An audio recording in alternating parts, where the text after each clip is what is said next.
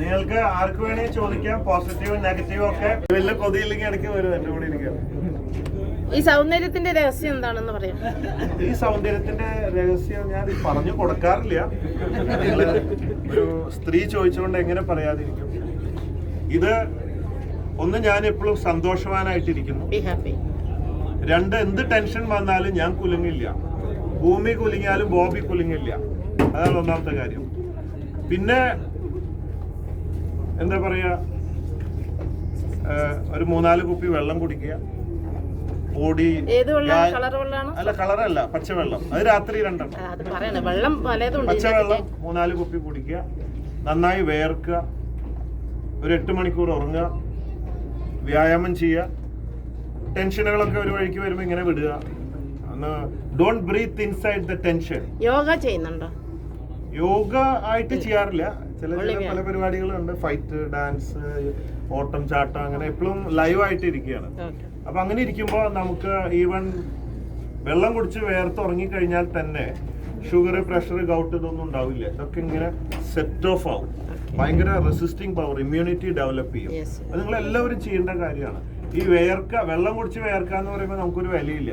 നമ്മുടെ ശരീരത്തിൽ എത്ര % വെള്ളം എന്നറിയാവോ? അത് മാത്രം അറിയില്ല. More than 80%.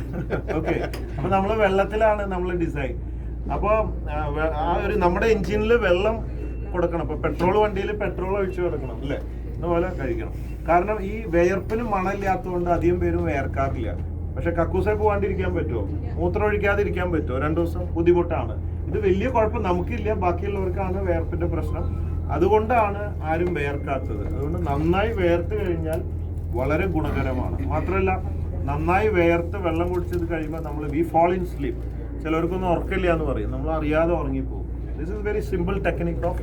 പിന്നെ നമ്മുടെ ഒരു ഡ്രിങ്ക് ഉണ്ട്, നെല്ലിക്ക, മഞ്ഞള്, കാന്താരി, ഇങ്ങനെ കുറച്ച് മിശ്രിതങ്ങളൊക്കെ കൂട്ടിയിട്ട് മഗ്ഗടിക്കും. പിന്നെ ആവശ്യത്തിന് ഭക്ഷണം കഴിക്കുക. ജീവൻ നിലനിർത്താൻ വേണ്ടി ഭക്ഷണം കഴിക്കുക. കഴിക്കാൻ വേണ്ടി ജീവിക്കരുത്. ഞാനൊരു ഫാമിലി ബിസിനസ്സിൽ നിന്ന് വരികയാണ്. എഡ്യൂസർ എന്നാണ് കമ്പനിയുടെ പേര്. കൺസ്ട്രക്ഷൻ, ഡ്രൈവിംഗ് ട്യൂഷൻ, അല്ലെങ്കിൽ കൺസ്ട്രക്ഷൻ എക്യുപ്മെന്റ്സിന്റെ ട്രെയിനിങ്, അങ്ങനത്തെ കാര്യങ്ങളൊക്കെ. അപ്പോൾ ഒരു ഫാമിലി ബിസിനസ്സിൽ നിന്ന് ഒരു സെക്കൻഡ് ജനറേഷൻ കയറി വരുമ്പോൾ നമ്മൾ ശ്രദ്ധിക്കേണ്ട കാര്യങ്ങൾ എന്തൊക്കെയാണ്? ഒരു പേഴ്സണൽ അഡ്വൈസ് എന്നുള്ളതാണ്. Okay, it's a good question. As a businessman, what I can advise you. You are also a businessman. ഒരു ബിസിനസ്മാൻ എന്നുള്ള നിലയ്ക്ക്, അല്ലെങ്കിൽ ഒരു ബിസിനസ്മാൻ ആവാൻ ആഗ്രഹിക്കുന്ന ഒരാളോട് എനിക്ക് പറയാനുള്ളത്, ഫസ്റ്റ് വിജയിക്കണമെങ്കിൽ നമ്മൾ ഒരു ബ്രാൻഡായി മാറണം. ഓക്കെ, നമ്മൾ എങ്ങനെ ഒരു ബ്രാൻഡായി മാറും? അതിൻ്റെ ഒറ്റ വാക്ക്, ക്രെഡിബിലിറ്റി. നമ്മൾ സത്യസന്ധത, വാക്കിന് വില, അങ്ങനെ ജനങ്ങൾ നമ്മളെ ഒരു സത്യസന്ധനായിട്ട് വിലയിരുത്തണം. അങ്ങനെ വിലയിരുത്തി കഴിയുമ്പോൾ ഓട്ടോമാറ്റിക്കലി നമ്മളൊരു ബ്രാൻഡായി മാറും. ബ്രാൻഡ് ആയിക്കഴിഞ്ഞാൽ പിന്നെ നമ്മളൊന്നും തിരിഞ്ഞു നോക്കണ്ട. ചുറ്റും ഇൻവെസ്റ്റേഴ്സും ഷെയർ ഹോൾഡേഴ്സ് ആയിരിക്കും. ഇത്ര വലിയ അംബാനി ഗ്രൂപ്പ്, ഇതൊക്കെ എന്താണ്? ടാറ്റ ഗ്രൂപ്പ് ഒക്കെ എങ്ങനെ ഉണ്ടായതാ? 50,000 കോടി വീട്ടിൽ നിന്ന് കൊടുക്കുന്നൊന്നുമല്ല. Share holders, investors, because the brand. Brand create ചെയ്യാൻ പറ്റണം. ആയിക്കഴിഞ്ഞാൽ ഇറ്റ്സ് ഫിനിഷ്. അതാണ് എനിക്ക് ബിസിനസിനെ കുറിച്ചിട്ട് പറയാനുള്ളത്. അണ്ടർവേൾഡുമായിട്ട് ബന്ധം. അതായത് എൻ്റെ സ്റ്റാഫുകൾക്ക് ഒരു ക്ലാസ് കൊടുത്താൽ, ഞാൻ ഒരു സ്റ്റാഫ് കളവ് നടത്തി. അപ്പോൾ ഞാൻ പറഞ്ഞു, കക്കുന്നത് എനിക്ക് ഭയങ്കര വെറുപ്പാണ്, കക്കരുത് എന്ന് പറഞ്ഞു. മാത്രമല്ല, ഞാൻ ബോംബെയിലുള്ളപ്പോൾ ഈ പറഞ്ഞ എൻ്റെ ഒരു അകന്ന അങ്കിള് ആജി മസ്താനൊക്കെ ആയിട്ട് ബന്ധമുണ്ടായിരുന്നു. അപ്പോൾ ബോംബെ ലൈഫൊക്കെ കണ്ട്, സിനിമയൊക്കെ കണ്ടിട്ട് എനിക്ക് ഒരു ഡോൺ ആവണം അണ്ടർവേൾഡ് എന്നൊരു ആഗ്രഹം തോന്നി. പൊട്ടത്തരാണ്. അങ്ങനെ അതിനൊരു ഇൻവിറ്റേഷനും കിട്ടി ബോംബെയിൽ വെച്ചിട്ട്. വേറെ ഒന്നുമല്ല, ആൾക്കാരെ വെടിവെച്ച് ഇങ്ങനെ കൊല്ല ഇരിക്കുക, അത് ആക്ഷൻ ആ പ്രായത്തില്. പക്ഷെ എൻ്റെ ഒരു ഫ്രണ്ട്, ക്ലോസ് ഫ്രണ്ട് പറഞ്ഞു, Bobby don't do that. Daily പത്രം വായിക്കാൻ പറഞ്ഞു. അന്ന് തൊട്ടാണ് പത്രം ഇന്ന് വരെ മുടങ്ങാതെ വായിക്കുന്നത്. പത്രം വായിച്ചപ്പോൾ എനിക്ക് മനസ്സിലായി, ഇന്നത്തെ ഡോണുകളൊക്കെ നാളെ വെടികൊണ്ട് ചാവുന്നു, അല്ലെങ്കിൽ അകത്ത് പോകുന്നു.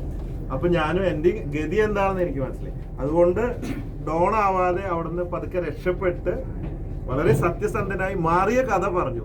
ട്രോളേഴ്സ് അത് എന്താക്കി, ഡോൺ മാത്രം എടുത്ത് ബാക്കി അടർത്തി എടുത്തിട്ട് ബോബി ചെമ്മണ്ണൂർ ഡോൺ. പക്ഷെ അതെനിക്ക് ഇഷ്ടമായി. എന്താണെന്നറിയാം, അത് അടിച്ച് കയറി പോവല്ലേ, ഓരോ ദിവസം ഡിഫറെന്റ് വേഷം. ഇന്ന് പറഞ്ഞ ഇറങ്ങിയിട്ടുണ്ട് പുതിയത്. കാരണം അത് വൈറലാവുള്ളൂ. ഞാൻ എന്റെ സ്റ്റാഫിനെ ഉപദേശിച്ചതും ഞാൻ ഡോൺ ആയില്ല, ആവരുതെന്നാണ് പറഞ്ഞെങ്കിൽ ആരെങ്കിലും ഷെയർ ചെയ്യോ? ഇല്ല. That's why it's become viral. കാരണം ഇത് എനിക്ക് തോന്നുന്നത് ഇന്ത്യയിൽ തന്നെ അല്ല, ലോകത്ത് തന്നെ ടാക്സി എന്ന് എഴുതിയിട്ട് ഒരു റോൾസ് റോയ്സ് ഈ 14 കോടി രൂപ വിലയുള്ള ഒരു ടാക്സി ആരും ആക്കിയിട്ടില്ല. അപ്പൊ ഇപ്പോഴും നിങ്ങൾക്ക് അറിയാലോ, ആര് ചെയ്യാത്ത കാര്യങ്ങൾ ചെയ്യാനുള്ള ഒരു വ്യഗ്രത ഉള്ള ഒരു വ്യക്തിയാണ് എന്നുള്ളത് കൊണ്ട്. അപ്പൊ അങ്ങനെ വരുമ്പോൾ തന്നെ മാർക്കറ്റിംഗ് ആംഗിളിൽ ഇത് ലോകം മുഴുവൻ ഫേമസ് ആയി പോകും സോഷ്യൽ മീഡിയയിലൂടെ. മാത്രമല്ല അതും 7-8 ലക്ഷം രൂപ വരുന്നിടത്ത് ഒരു 25,000 രൂപ കൊടുത്തിട്ട് സാധാരണക്കാർക്കും റോൾസ് റോയ്സിൽ കയറി ഹോബി ഓപ്ഷൻ റിസോർട്ടിൽ സൗജന്യമായിട്ട് താമസിക്കാനുള്ള ഒരു അവസരം. It's impossible in the world. കാരണം അത് ലാഭമൊന്നുമില്ല, നഷ്ടത്തിലായിരിക്കും. പിന്നീട് കുറച്ച് കഴിയുമ്പോൾ പൈസ കുറേശ്ശെ കൂട്ടേണ്ടി വരും. അപ്പോൾ സാധാരണക്കാർ അതിൽ കയറിയിട്ട് ഇപ്പോൾ റോൾസ് റോയ്സിൽ ഇന്ത്യയിൽ എത്ര പേര് കയറിയിട്ടുണ്ടാവും? 130 കോടി ജനങ്ങളിൽ 1000 പേര് കയറിയിട്ടുണ്ടാവും എന്ന് സംശയമാണ്. അപ്പോൾ സാധാരണക്കാരും അതിൽ കയറുക, അവരുടെ മുഖത്തെ സന്തോഷം, ഒരു അവസരം ഞാൻ വഴി ഉണ്ടാക്കി എന്ന് പറയുമ്പോൾ നമുക്കുള്ള ഒരു വികാരം പ്ലസ് ബിസിനസ്, ഇത് രണ്ടും കൂടിയാണ് ഇതിന്റെ പിറകിലുള്ള ഉദ്ദേശം.